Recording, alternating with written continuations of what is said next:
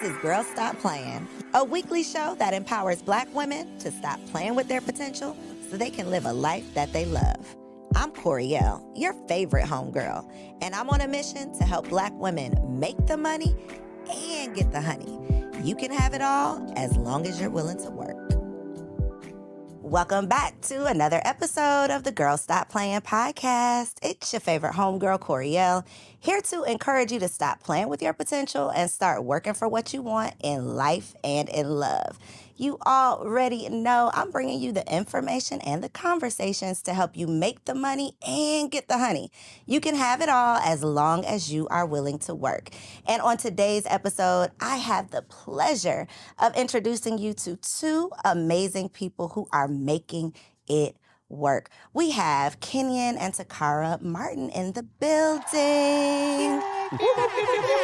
All of that. I need all of I that. know. We'll add that later. Thanks. So welcome to Girl Stop Playin. Thank you. This is probably like a full circle moment because we started out in an event together, ended up at another event together, and I didn't even connect the dots that y'all are who y'all are. And when I realized who y'all were, I'm like, oh, welcome back into my life. Yay. I have to have y'all back somehow, some way.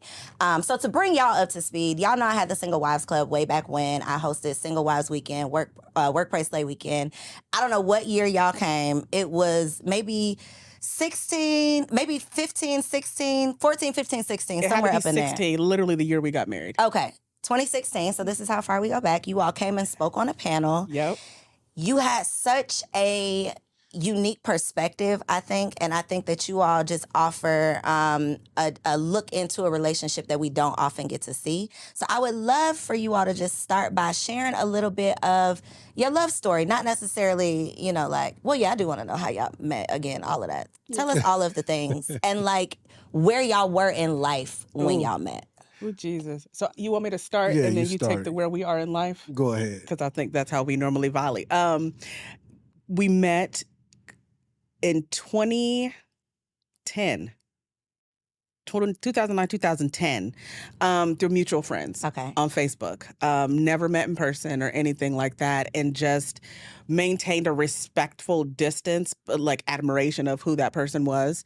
And does that mean staying connected on social media, or what does that mean? We somewhat, because we really didn't like each other either. So it was I had a big mouth and I had a very opinionated personality.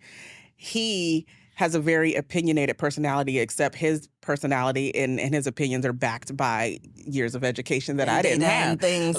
And when people come with their knowledge and their expertise and education, they're assholes. And so we didn't really like each other at first. And so maintaining connection was really just more so I see he got married. Oh, I got married to somebody else, and he was always putting stuff out, and he was always the guy on social media. I legit thought he was another Derek Jackson because he was always putting out dope, relationship content. And I'm like, he a player. I already know he a player. And by Derek Jackson, let's just clarify, zoom in on me. You mean someone who is preaching things online and living a different life in real life? Is that what you mean? That is yes. Okay, I just wanted to clarify for the people. That is what I assumed that was his situation. And then after kind of the relationship kind of dissipated between the two of we had other marriages, and so after that happened, he just, even though we didn't like each other, I still respected him. And I had a respect for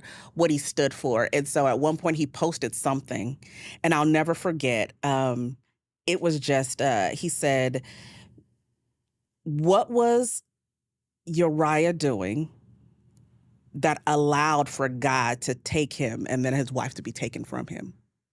So there was and he was just there was something, a conversation that he was having online about just I'm not saying Uriah deserved to die, the King David, Bathsheba, that whole context. And I was just yo, number one, take that down. This needs to be a book. And for me, in my marketing background, I couldn't see nothing else other than you've got a book in you. You need to be writing this down. Take this down for somebody to steal your stuff. And even if we don't like each other, let's work together from a marketing branding perspective, because I love what you do. Long story short, we started to get to know each other. When you work with somebody from a marketing perspective, you have to get to know them. Mm-hmm. And then he was just oh, I like you. And I was I kind of like you too. And then He proposed. And Wait, then we met in person. I'm sorry. Okay. I love doing that to people. I'm like, yeah, because I was about to back you up and you like, no, this is the order of operations. What? Yep. Yeah. No, ma'am. Take us back. How? Y'all decided y'all liked each other. Yeah. And then he decided he liked you enough. There was obviously there was stuff in between there. I was going through a lot of stuff emotionally. I was going through stuff with my church at the time, with my ex-husband at the time, like all that stuff. And I was pretty much just like done with relationships. And I'll say this last part because he can take over. I was just like, number one, I'm done with relationships, but I'm done with God. I'm done with church. And he was like, you're not done with God. You're not done with church. You just need a covering. You should let me cover you. And I said, okay. And so here we are today. And I said, okay. Literally.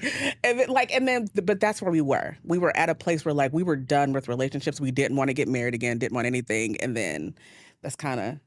So before you pick up. Sure. There are 95.999% of women, I made that up, but watching this, that would be in this position, that has been through the things, is somewhat jaded to the point where it's like, I'm done with all of this. How did you allow yourself to say yes, to move forward, to trust that this could be someone that could cover you? Like, what was that? Was it something he did? Had he already proven himself worthy? He already showed you he was, a leader worth, you allowing him to lead you? Like, what was it? Because I think so many women miss out on an opportunity or miss out on what could be that cover because they can't even get over all the other stuff they've been through. Yeah. Consistency. He's always been consistent in who he is. Even from the time where we weren't dating, we didn't know each other. For instance, there will be times where even today, we'll get a Facebook post memory of something that he said long before he ever met me. And he said it again years later, and he just forgets that he said the same thing. Mm-hmm. And so it's one of those things like, that's who he is. He was consistent all the way through everything. And that allowed me the ability to let my walls down and to feel safe there. Because I never had someone that was consistent in who they were. And showing you that and not giving you any reason to doubt it. Correct. I love that. Okay, go on and hop on in. Well, I guess my part is where we were. And like she said, we were in places where we were sick and tired of being sick and tired of relationships. Both of us were. Mm-hmm. We had both been in marriages. We had both failed. We both failed multiple times, and we didn't know what was going on. And so by the time we met each other, we was honest, brutally honest. We were honest about, our attractions, but we were also honest about what we were going through, what we had been through, and what we're not going to do again. Because when we first decided we were going to date or we began to have these conversations, I was like, I'm not leaving Ohio no more. I'm just not going to do it. So if you want me, you're going to have to come and see me. But at the same time, I think we both saw in each other what no one else saw in us. It was a thing of like discovery, like having a real relationship for the first time. Like I've never been married. Like even though I've technically been married before and she's technically been married before, we've never had a good husband or a wife. We've never had a husband or a wife. And it was at that moment where we started realizing that it wasn't out of desperation. It wasn't out of watching a clock. It wasn't out of, I just don't want to be by myself. Mm-hmm. It was just that I like you. And here's what I'm willing to do. Here's what I'm not willing to do. Here's what I will put up with. Here's what I won't put up with. But at the same time, let's open up and see if what we've been building is real. Mm-hmm. You see what I'm saying? And the willingness to do that, because both of you have been through your own things. Yeah. Both of you, again, were jaded. You had still, no matter how healed or how much on your journey you are towards healing, you still have those things that sneak up that remind you of someone or something, or, that you don't want to repeat. So you are operating with that mindset of, I have to protect myself from doing this thing. And a lot of times that protection builds that wall, and then that keeps us from blessings. And so I love that y'all were able to see something in one another.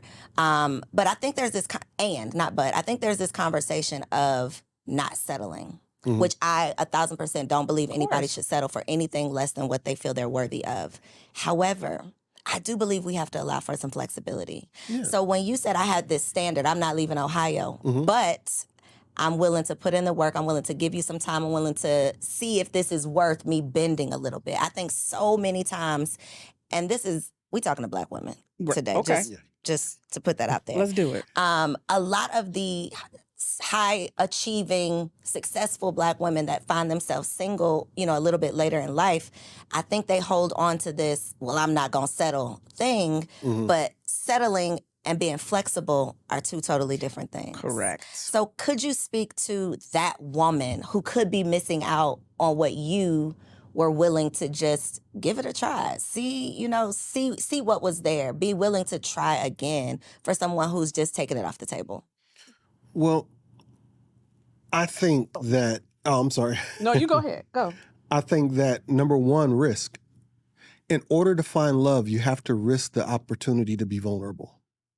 And if you're not willing to take a risk, if you're bound by all these walls around you because of risk management, then you're never going to find who you really want because you're trying to lessen the blow of what could happen. You're living a life of catastrophe and catastrophizing every relationship, and you shouldn't do that.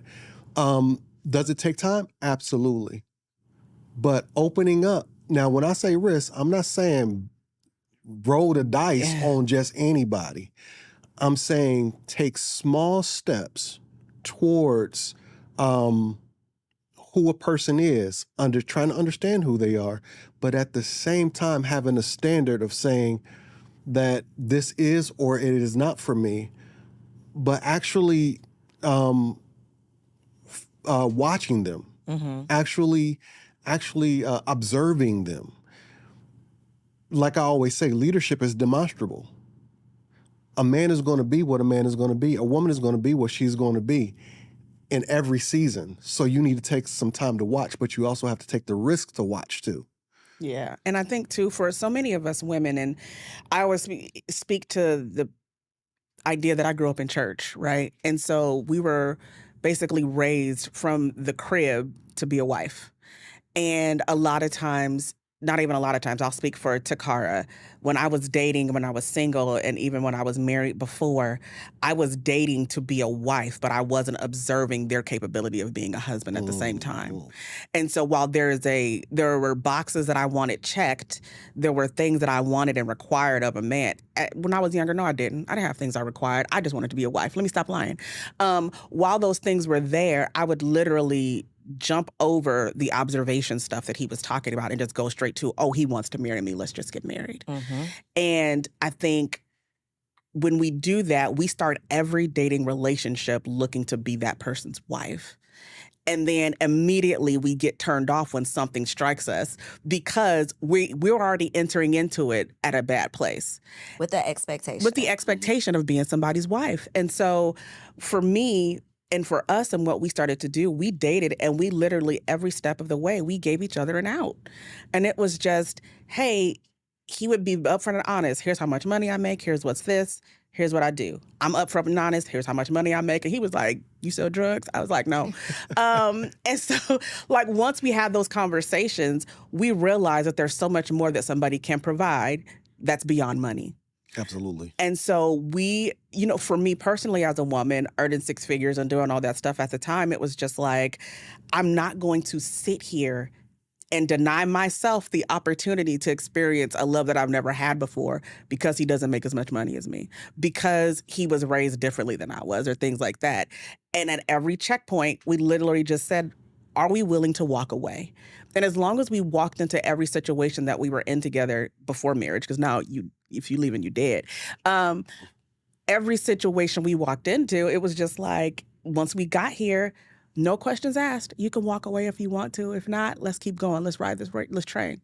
And I think a lot of that comes from knowing yourselves, knowing your worth. You had already been drugged, okay? Honey. So we're not doing that again. Honey. Thankfully, and this is literally the exact same thing with my husband, we got drugged by other people. So once we got together, we have been doing it. Like, we're not going to do that to each other because we've learned the lessons with other people. And I think if you can learn the lesson from other people and not lead with those lessons that you should have learned, leading into the next relationship, then I think you can grow from that. Because at this point, I'm not dating out of desperation. I'm not asking questions because I want to keep you around. I'm not having uncomfortable conversations. I'm not showing up as my real self. I'm not telling you the truth because I want to be this perfect person who I think you'll want to keep around. I've evolved past that. And I think that you all had also gotten to that place to be mature enough to say, I love you, but you can walk out the door. This is your out. I love you enough to love you without me. I love me enough to not want you here if you don't love me. That is a level of self-awareness and self-love that most people don't get to. That was a prayer that he prayed, honestly, even before we ever met. There would be times where I would go through, my anxiety and stuff like that, and he would sit and pray with me. And that was one of the prayers that I think that sticks out to me as one of the most memorable ones, that he would pray and be like, God, protect her for those who are against her. And if I'm not for her, God, protect her from me. Like, that was a consistent prayer. And I was like, oh, but Lord, let him be for me because I like him. And so, but keep him, please. Yeah, but that was literally a prayer. And I appreciated that. And this self-awareness of, I know I ain't for everybody, is really what kind of drew me into. What was your first husband like? In terms of just, are they similar? Were there similarities? Was he complete opposite? I'm just going with the theory I have here. My first husband was white, so let's start there. Let's start there. Let's start there. Okay, wait, what? Pause for the cause. Y'all be learning with me. Y'all be learning right along with me. Okay, wait a minute. Yeah, we don't speak about him. Well, let's speak about him. Let me tell you why we got to speak about him. Okay. Because there is this white savior complex. Honey. That once you go white, baby, it's all right. Like the white man is going to treat you like a queen and he's going to worship the ground you walk on. He's going to be sensitive. And all of those things might be true. Mm-hmm. I just don't like that when that's being said, it's almost as if that doesn't exist for any black man. Like, white men are the only people who can be in a healthy, happy relationship with a black woman. Mm-hmm. So I would love to talk about why this didn't work out with this white man. First of all, he was Satan. And so I think, I was young. Okay, remember? That makes a difference. So that's number one. But I think to just, again, full circle experience for me, I was raised by a white man. Okay. So it was a situation where my mother, so my mother and my stepdad met in church, and he was a vegetarian, and he made her, he asked her, in order to get her to go out with him, he asked her for her to fry him some chicken. And that he was no longer a vegetarian or a vegan after she fried him her chicken, right? That was their introduction, and he took care of her. She had 3 kids of her own and a nephew that she had adopted from my aunt. And so, she was a single mom raising all of us kids, and this man came in, took care of us, and loved on us. Y'all, my mama went to jail. He took care of us while she did her weekends in jail. He was just the best man. Weekends in jail? Yeah, she did weekends. Wow. Yeah, in California, when the offense is not that harsh, back then, they let you do weekends. They gonna put you on punishment on the weekends. Yeah, on the weekends, so you can take care of your kids during the week. And so he was a real stand-up man. Literally, is the point. Real stand-up man. Mm-hmm. So then fast forward to me being a grown-up and growing up in a very impoverished neighborhood. We were very poor. I didn't see good black men. I didn't. So for me, in my mind, I associated good with white growing up. So that was literally my experience into the church into marriage and seeing that from the church. So then when I met my ex-husband, he was nice, took me out on nice dates, get great things. Pam and his parents lived in this really big house, great neighborhood. I was like, I could be a part of this family. This is going to be awesome. It's an upgrade. And yeah, he was abusive. And I never got the opportunity to really become my full black self being with him. And so, yeah, beatings, pregnant, getting beat up, everything you could imagine, that was completely opposite of the man that raised me. And so that was my first lesson. And number one, you can't use someone's physical appearance and how they look just to identify who that man is going to be in your life. 'Cause listen, y'all can talk about all these black men and they ain't, if you want to, but there's some white ones out there that ain't shit either. It's just people. There are There are some people people. that The are people, yeah. just not good people. And to lump everybody into it, well, if I just go over here, then I'm going to get everything that I want. It's probably not going to happen because that's your intention, right? And that usually doesn't work out. What were some, because of the current culture and climate and conversation in terms of these abusive relationships, these situations that women are finding themselves in, can you point to any red flags or any signs or any signals or any things before the abuse that was like signaling you that something was up? Yeah. First and foremost, it was the isolation piece. Really wanting me to not hang out with friends or family. That was the number one thing. I was, in California, I got accepted to UNLV, specific program. I was going to go to school, study, whatever. He literally went to my church leaders who were also, that's a whole nother abusive topic as well, went to my church leaders and they basically got in cahoots and kept me from going away to college, that sort of thing. Like it was, yeah. So Was it a cult? I was about pretty to say, much, sounds like a call. pretty much. Yeah. I've had conversations with friends that had to go and like ask the pastor, am I allowed, can I go to college? And some got a yes and some got a no. And their lives literally were determined in that moment by this man's decision. 100%. That is deep. 100%. Yeah, that's another episode because that's deep. Yeah. That is giving, it's a cult. Wow. What were your what are your parents saying during all of this? They were just as much as invested in the church community as I was. But did they see any of these red flags, or were my they? stepdad did, actually. He really did. Before he died, like he would be like, listen, y'all gonna go through and let this girl marry this man, fine. He was like, I'll support it, but there's something not right there. My stepdad caught it, first and foremost. Okay. We have to talk about that again. Yeah, sure. How do you date a woman that's been in an abusive relationship? Carefully, very carefully. Because you don't know what to do or what not to do. And let's be honest, I'm, flawed myself. I'm a man myself. I raise my voice. I get boisterous. Men are very physical or can be physical or whatever the case may be. And so now, and you make mistakes, you feel like you got to wrestle the world. So now, when you're talking to a woman who has been abused, you have to begin to understand, number one, you need to be accountable enough to understand that once you choose her, you're responsible for her. That's number one. Then number two, you have to understand that, no, it wasn't you.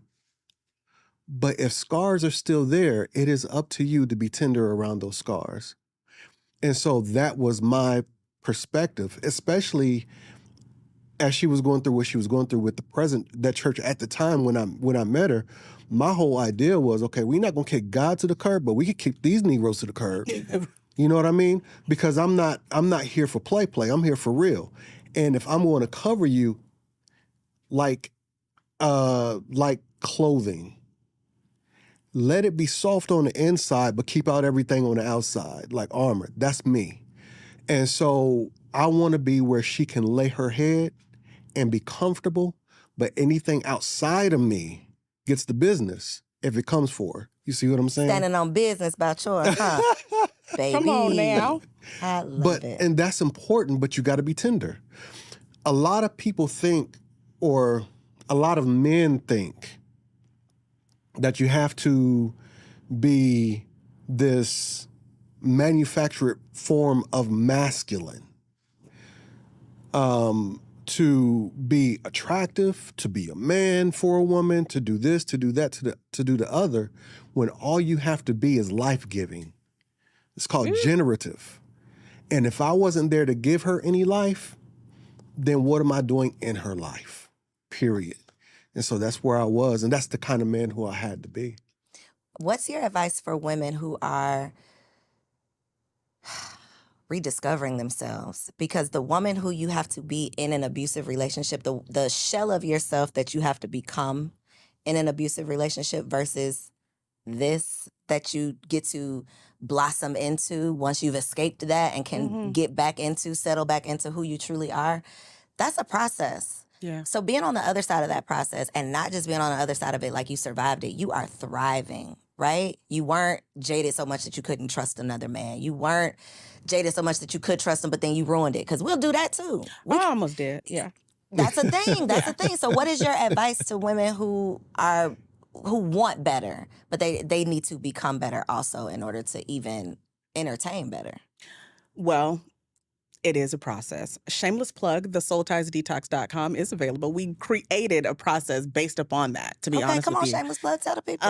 And because it is, I tell people, me and Kenyon's results are not typical.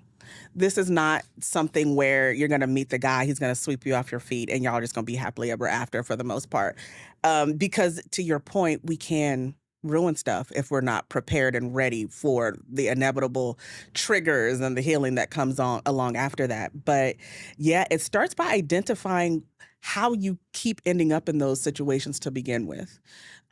Most of the women that we've talked to, connected with, coached, counseled, what have you, have all been in multiple relationships like that, whether it was physical, emotional, or what have you.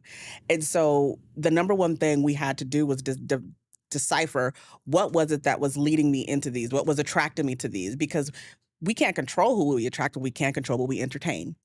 And so once I got past understanding that, and for me, it was my church upbringing. For me, it was, I got daddy issues too. This is like, I'm a whole 3 different shows. I could be on all your podcasts and talk about something different. So that, the daddy issues, everything. Okay, so there was that. Then it was identifying all of those different people that hurt me throughout that journey and releasing it. Because one of 2 things typically happen when we didn't release those people for real from our lives. One, we inadvertently looked for people just like them in different skin, and we didn't even realize we were chasing those types of things, or we kept going back to that person over and over again. And so it was, identifying and then elimination of those people. I'll save the rest for the book. It's a long, literally 5-week journey that we take people through. And then from that, it was realizing that not everybody who hurt you in your past is a reflection of people who are going to hurt you in the future. And that's the constant work that I'm still doing all the time. We get into it. I have to work myself through mentally a situation where I say, yes, you've experienced this in other relationships before, but what's different now? He's been consistent. He's been secure. He's got other stuff going on right now. You need to have this conversation. You need to communicate. Don't shut down. Don't become passive aggressive. Don't go hide like you used to. Go do that. And I literally have to talk myself through certain situations to make sure that I'm not treating him away simply because I know what I'm feeling in that moment is not from him. It's from somebody else. Accountability is everything. I think. I like how you summarized that. I said 10 minutes worth of words. No, that is, I loved all of your words that you said, but all that was jumping out at me was I got to be accountable for how I got here. And I think a huge part of the problem that I see with Black women, again, I only know Black women, y'all. I'm always only referencing Black women.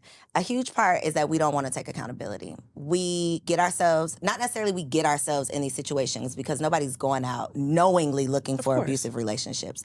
But we find ourselves in these situations, and then instead of taking an introspective look and say, okay, what was my point of attraction? What was I thinking? What was my intention? What was I willing to settle for? What was I thinking that I needed? What was I trying to fill a void with? Instead of going through that whole very tough process of doing the self-work and figuring out what is up with this common denominator, we usually don't take accountability. We say, oh, well, he was a bad person, or, I used to blame my mama, and it is still your fault, but I'm working through it, right?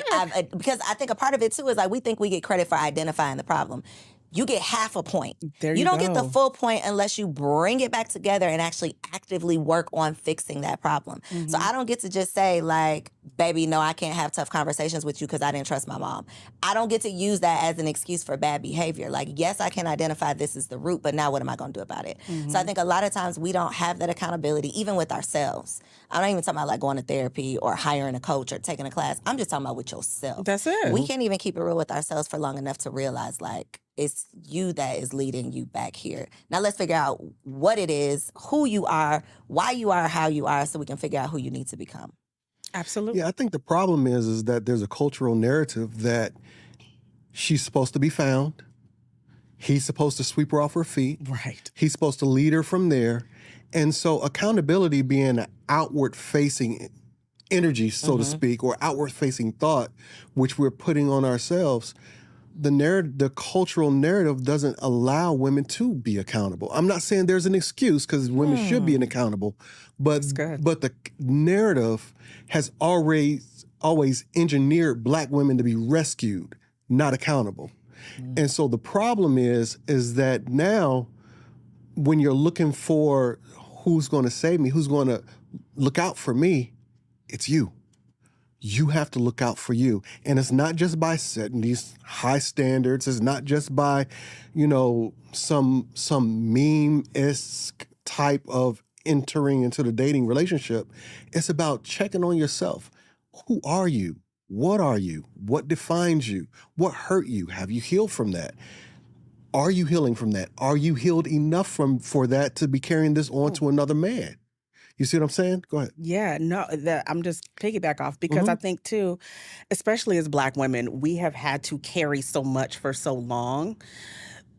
Accountability wasn't a problem for us when we had partnership, when we were cooperatively in different things. But I think when we've had to start carrying so much as Black women for so long and we default to a defensive posture, that becomes our norm. Because we're always on the defense. We're always fighting, whether it's work, whether it's the ex, whether it's, anything that's going on in our lives, we're always fighting. And when we're always coming from a defensive posture, there's very little time to take accountability for things. Because once somebody acknowledges a problem, we're just rushing to try to solve the problem. We're not rushing to try to explain the problem. Or explain it and solve it and get through it. Not to say, okay, what in me triggered that? What in me did I do that? And I think I've had to personally do that work to make sure that we get into it and I be going in, and I literally do start explaining stuff, and just go stuff. And he was just like, but are you hearing what I'm saying? What happened? Why are you getting defensive? Just are you telling me what happened? Are you hearing me? Are you understanding me? And I've literally had to continue to go back over and over again and remind myself that this is not an opportunity to be defensive. It's an opportunity to be accountable. And this is not the enemy. Right. That is such a hard part, I think. And I love that you're sharing that. We are madly in love, but I still be going off sometimes. We still be having these moments. It is not just all sunshine and rainbows, and it never 100% is. Sure. But there are so many tough conversations. If you care, if you want this to be a healthy, happy, lifelong thing, there are so many tough conversations that have to be had. And to your point of not just being aware, not just being accountable, but willing to take action, because you could be enlightened and educated all day long. But baby, in the heat of the moment, listen, when I want to shut down and not talk to you for an hour, when I want to be passive aggressive because you should have just knew what it was, I have to check myself. And that is my point. It's even with yourself. Can you be accountable to yourself to say, you know what? In my heart of hearts, I know that you mean me well. If you married or if you're involved with someone who you truly trust, if you've made a good choice, then you should know and feel safe to know that they don't mean you any harm, that they're not just telling you something to hurt you, that, you've said that this is somebody that you're committed to because you trust them. So I think it takes a lot of looking in that mirror and being willing to look without having but, or you didn't do this, or, but I, what about when it's you? hard. It's so hard. Yeah, one of the things he's always said is we're each other's mirrors. And so if my mirror wants to make sure I look good before I step out of that mirror is going to tell me what I need to fix. And I'm going to be offended because I thought I looked good already. Right. I was fine. I was perfect. You don't have to tell me anything. Even though I asked you. Right. But I need you to agree. Shake your head yes. Yeah. How do men deal with this? Because it's so hard for me, y'all. I keep saying this, but they be calling me a pick-me on the internet all the time because I don't agree 100% with everything Black women do. Mm-hmm. Yeah, no. And one of the things they do, they be mad at me. I'm not sorry. I'm not really sorry because we got to get it together. Yeah. We all got to get it together. But I talk to Black women. The Black men are not over here, so I'm only talking to y'all. But one of the things that I always hear men say is we can't be honest with women. Y'all really don't want to know the truth. And I just be like, I do want to know the truth. Yeah, tell me the truth. And then I post a clip from my podcast, or I see a clip of a podcast where a man is explaining whatever his truth is, and there's always a rebuttal. There's always a discount to who that man is, what he must not be doing in life, where his perspective is rooted in, discrediting whatever he's saying. This cannot be his reality. The black woman is not the problem. It must be you. How is a man supposed to, like, how are we supposed to bridge this gap? Because we got to communicate. We got to come together at some point. We have to listen to each other at some point. How? I think, to be honest, I think it's going to take men to step up, because if you want to be a leader, you demonstrate that first. So you learn how to communicate that. Do black women mess up? Yes, a lot, but you don't have to have fear of being honest. Number one, there is no excuse for not being honest. There's just a way in which you should be honest, right? And then when it comes to women with all the rebuttals, the defensiveness, the argumentativeness, now, granted, because of what I do, I'm able to step back and say, oh, you're afraid to be wrong. You're afraid if you're wrong now, what it meant for you in your past. So there's a lot that's going on there. Every man isn't equipped with that. But you can be equipped with patience. If you want to be in that, venues like this is what's necessary, where we are talking to each other, not at each other. Because the energies can get crossed and you can feel like there's an attack somewhere. How should men deal with this is through patience. How should men deal with this is through understanding. And none of that is soft. All of that is based upon just a human dynamic. Like, that's a woman. She's a softer vessel. We're all cracked vessels. So if she's a softer vessel and we're all cracked vessels, even in this room where I'm being attacked, you know what? I'm going to protect her from herself. And I'm going to be honest anyway. And if she can't hear me in that honesty, maybe away from the cameras, I'll pull her to the side and say, hey, listen, this is what I was meaning by that. First of all, are you okay? We have to learn how to be men again. Men that take care of women. Not men who are defined by what we have or what we can do or how well we can do it. So there are some things on both sides. I think the whole conversation is so nuanced that we get lost in the oversimplicity of do this and this will happen. Yeah. 1 + 1 = 2, and that... Exactly. We walk around with if-then statements, computer language in our head, when really it takes so much more work. That's how we became best of friends, because I was willing to do the work. When I fell in love with her, I was willing to do the work. Does that mean I'm wrong? Does that mean she yells at me? I hope not. She doesn't yell. She does not yell, but she got a mouth though. But we don't get a chance to run into that often. Because, hey, hold up. There's a better way to have this conversation. And guess what? She does the same for me whenever I get, tipped off and I'm tilted and everything is about to go up in smoke. Hey, there's a better way to do this. It's human decency, really. Yeah. I think too, empathy. We, in our book Covered, we talk about like safety, security, trust, empathy. Whenever we've ever dealt with people, couples, whatever, and they're having issues, one or all of those things are missing. And empathy, the way we explained it in our book, is that your ability to sit with somebody and see them from their perspective. And I think a lot of times what we're seeing on the internet, because everybody and their granddad can pick up a mic or a phone and say something, it's one of those things where we're constantly infighting within the Black community, right? And so you don't see it in any other community. It's just us fighting each other and ripping each other down. And honestly, I have to listen to some clips twice before I make an assessment or a judgment, because the first time I have to sit with why it triggered me, why it hit me where it did, like, ouch, was there some truth to that? The second time I listen to it, it's like, okay, I have to evaluate it from their experience. Just because they're saying this from their experience does not mean that it identifies something in me. It just means that that's their experience.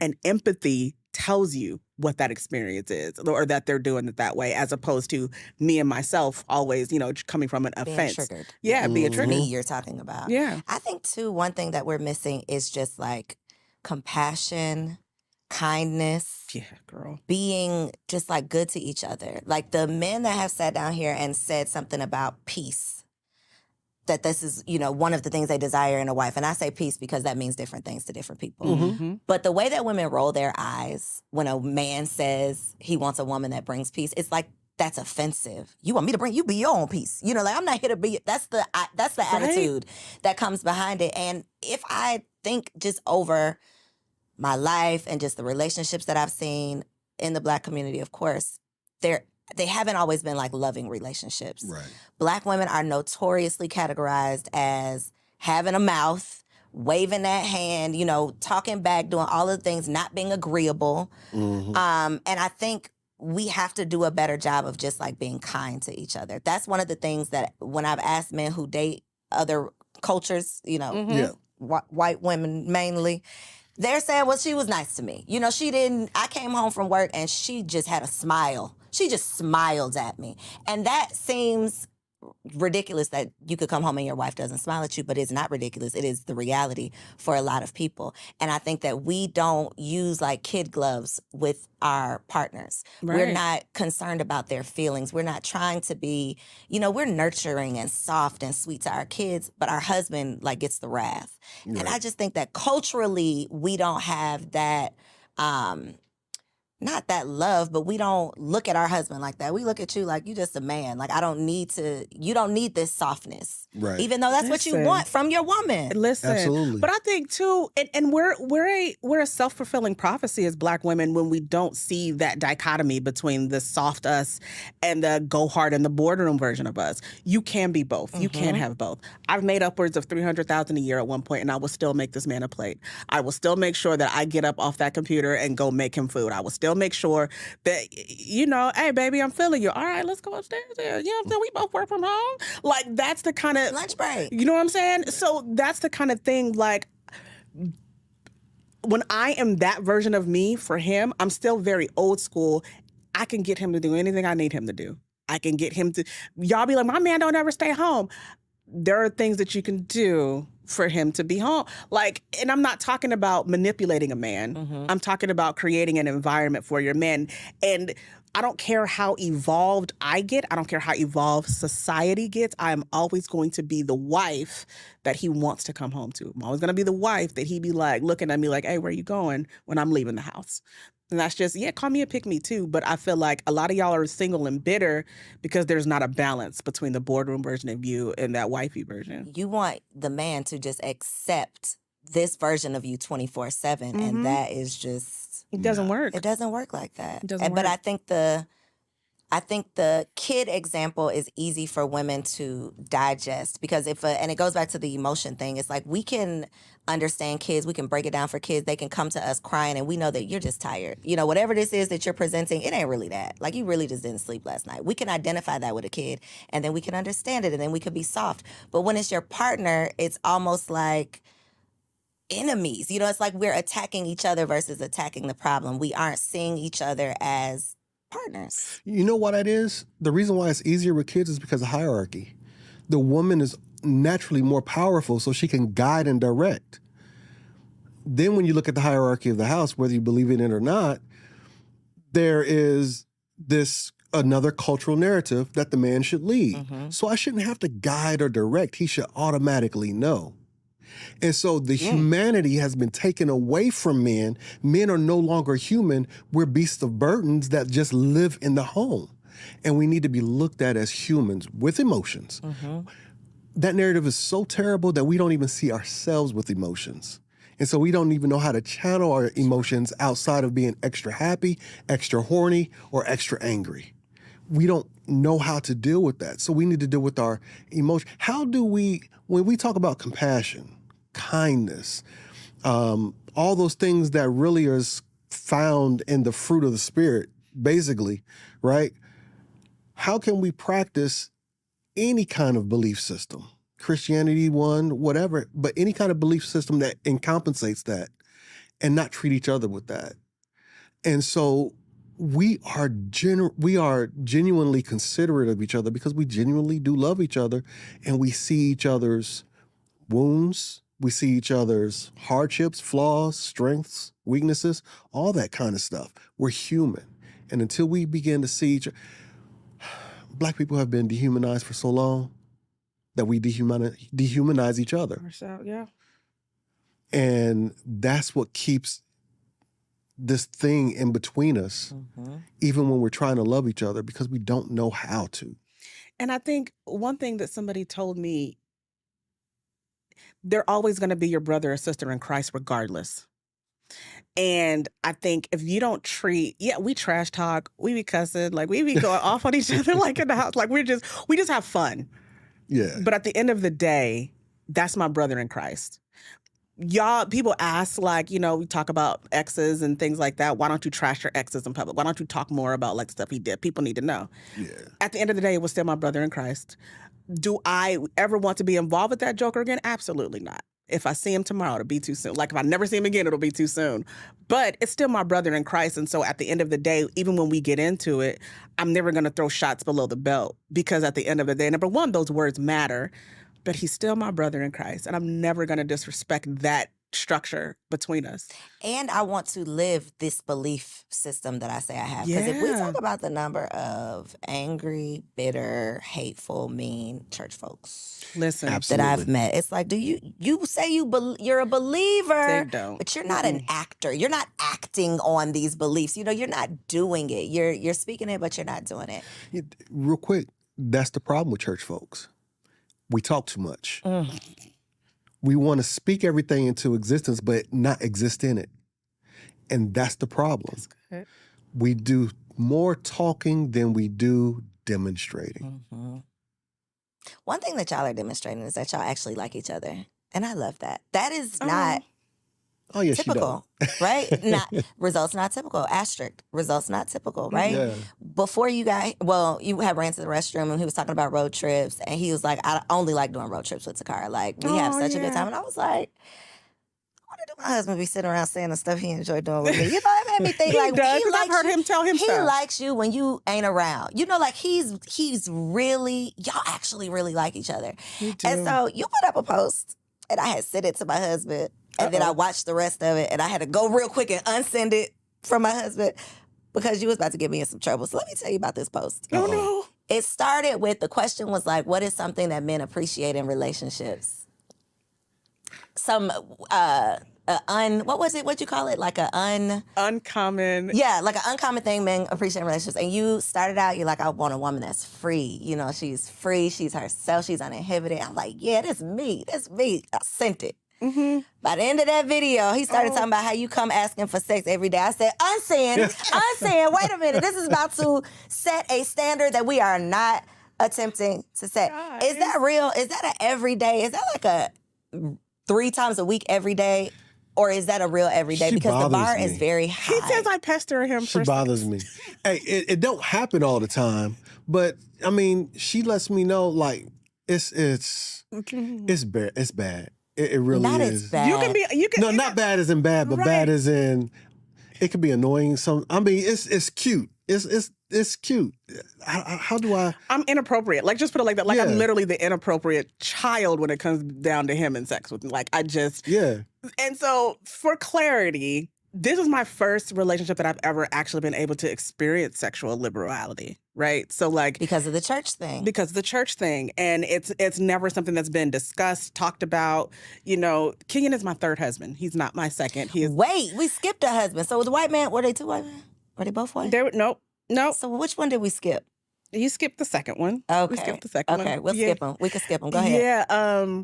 And being married in situations, I was a first lady at one point, and so there was just like, I couldn't express myself sexually in that, and God made me nasty, and so I was like, Not I was born this way. I was born this way, like I didn't know what to do, and so for him to invite me, I'm like, because it's his fault. He invited me to be myself sexually with him. He invited me to show up and just learn what I like, you know, in the marriage, sexually, whatever. Like, every sex toy I have, he bought.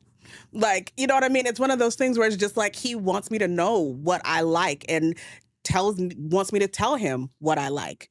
And so And you are in a safe space. I am in a to safe do space, that. and I'm 41 years old. I am in my prime. So is that real? yeah. Have you always been like this though? No, It's not to real. this degree, no. Okay.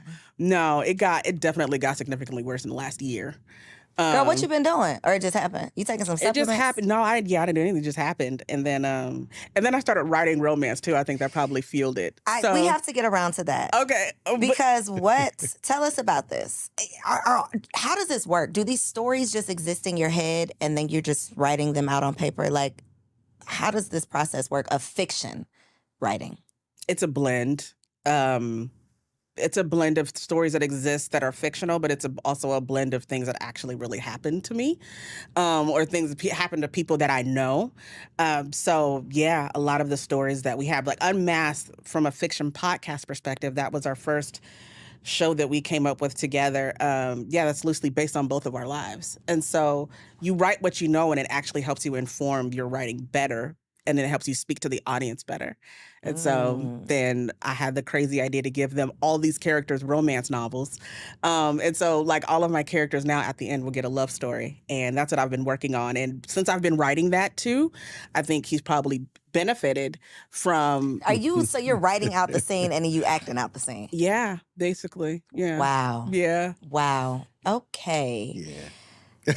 I think we're going to drop the mic. I don't want to get myself personally into any more trouble than I already have. You think your husband's going to want you to start chasing him? My husband, we're just figuring it out. We're figuring it out. But you have babies. I think that's different. I have very small children. Yeah, we're empty nesters for the most. You know what I mean? Like our kids live outside of the home. When you were like, she's just coming to me every day, I'm like, how are y'all doing this? How is this happening every single day? No babies. No babies. Okay, Yeah. that's the thing. Okay. Yeah, and there's a transition period there too. There's a very real psychological, biochemical, and mental transition period when you have children in the home and you're trying to raise the children and you're trying to deal with and older parents, both of them. Older parents that can't move around a lot. Yeah, my mom lived with us. I'm like, she just gonna hear it. Right, but it's she luck, wild, Mom. but still, it's not something that you have to be patient for it. It'll come. It just comes in its season. That's all. Yeah, that we're is. just not in that season. That's what I've just accepted. Yeah. This is just a real sowing the seeds season. Last question though, because another clip I saw, you were talking about your experience with infidelity. Yes. Being on the receiving end. Mm-hmm. I don't think I've had a man on this couch that talked about being in a relationship and getting cheated on by a woman. Oh yeah. Did you forgive her? Is my first question. Yeah. Not only did I forgive her, I understood her. Did you feel like you were to blame? Partially. Now let's be real about this here. She made the decision. She made the choice. It was a bad decision and a bad choice. And if I'm to be honest, I was going to stay through it, but there were some other decisions that she was making. I was like, you know what? This is indicative of who you are. Pattern. Yes, it's a pattern. So you know what? And I can't live through that. But the other end of that is that men don't talk about it because it makes us seem weak. We have this thing that we say, man, I'll take your girl. Women become objects. Property. And property. And men become the stronghold of how do I keep it or do I let it go? Mm-hmm. And so another cultural narrative that we've learned. And so early on in that particular position, I really punished myself because I wasn't strong enough, wasn't man enough, wasn't this enough, wasn't that enough. I didn't do, whatever I wasn't, the not enough syndrome, right? Painful, man. It's painful. And men really do we punish ourselves. I can't say more than women, but I can say it's in a different way than women. Because I've seen women and we've coached women through the I'm not enough syndrome. But men, it's the kind of DMs and emails I've gotten from men who are straight hurt, struggling, broken down, suicidal. just, they can't take that pain. Me, I couldn't take the pain. Hell, I lost her and a job at the same time. So I was like Damn bad. down. Yeah, I was done. But I wasn't trying to not breathe. So I didn't mind rebuilding, but it takes healing. It takes, for men, it takes getting into yourself. And men are much more willing to get into ourselves than I see women do that. I'm talking about as far as discovering yourself, as far as figuring out what's right in this world, because we're fixers. If I couldn't fix her, then I'm going to fix me. So now we're objectifying ourselves. But I took a path that helped me understand just, you made some mistakes. I think even that is such a mature perspective, and again goes back to awareness and accountability. Because for the husbands who don't want to go home to their wives, if I'm the wife, I'm going to think to myself, what is it about me or this house that my husband doesn't want to come home to? Maybe there's something that we can adjust or change. I'm not going to say, you better come home. I'm going to call you a million times and make sure you on the way, and I'm going to look at the G. That is irrational and insane. So in the same vein, when it comes to infidelity, I think that not to victim blame, because definitely don't want to do that, but I think there does take a level of what were the circumstances that led to this versus you are just wrong with what you did. Yes, you are wrong with what you did, but what led to that? Absolutely. What led to that? What was at the root? Because and not to say that you have to, forgive or stay or anything, but if you don't figure out what this is, whatever it was, who's to say that you're not going to repeat this again and have the same situation with a new person? Right. Yeah. And that's what I grasped hold to. I didn't want to be that guy again. Albeit we got married young. We had been together. We shouldn't have been together in the first place. Not that way. Maybe as friends. She cool people. But I knew, see, I was raised in church too. Not the same cult that she was, but I was still raised that men are this, men are that. I need this, I need that. And I'm gonna be honest, I was looking for validation.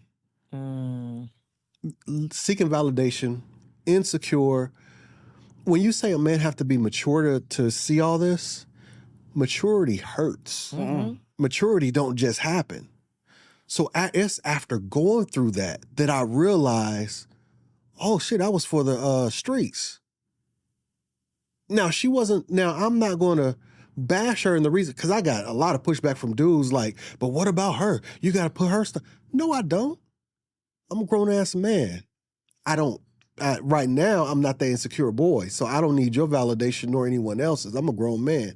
So at this point, I'm going to own mine. Let her do with hers what needs to be done. Her and I have had those conversations of, what could I have been better? What could I do better? And stuff like that. So, giving her credit, she's gotten some maturity too, but that stuff comes through pain. And you have to look at yourself. If any man who's not willing to look at himself and grab hold of the accountability, he's not worthy of a woman to me. Wow. I think one thing that you said that is probably a whole nother podcast episode was that you shouldn't have been with her anyway. There are so many, y'all should have never slept together. Y'all should have never said I liked you. Y'all should have never went on down that aisle. You should have never. And something in you told you that too. Yeah. You just ignored your intuition. You knew it. So here you are trying to turn this bad boy that you were so attracted to into this good husband, and you should have never. You should have never tried to make him fit into this role that you wanted him to be versus what he showed up as. Ma'am, can I just say, half the time we stay with those jerks because sex is good. And so we've had this conversation. We probably get in trouble with church people, but celibacy and not having sex and abstinence and so forth is not just about immorality. There is a real thing that happens to your body, especially as a woman, when you sexually invite a man into your space. And so when you're looking at that and how you're becoming connected, and I'm not talking about the spooky soul ties, I'm talking about the idea of biochemically what happens to your body, then you literally will ignore every red flag that comes across your table because the sex is good. And as soon as that man begins to feel that you are starting to get hip to who he is, he gonna D you down again.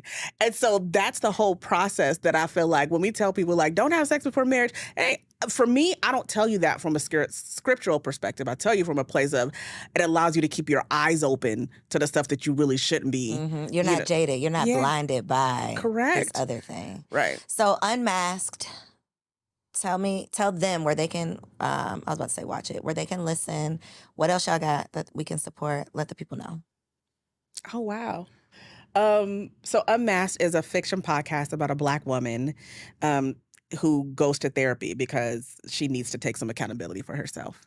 And loosely based on Taccara Martin is season 1.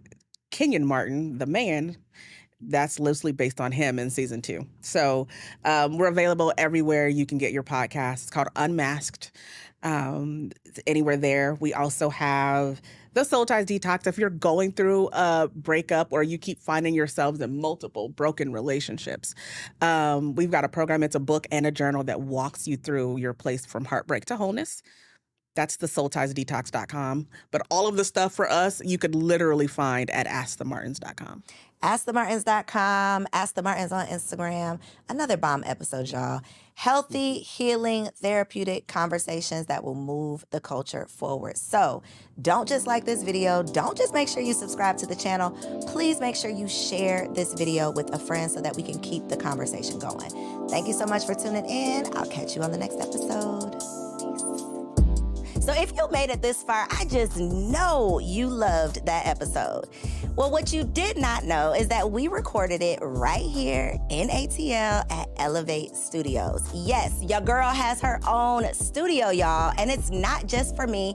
I'm opening it up for you too. So if you have a podcast, if you are a vlogger, a YouTuber, or a content creator, and you are looking for a professional studio to record your content, or you want to hire me and my team to fully produce your content, make sure you check out the show notes below or log on to elevateagency.com.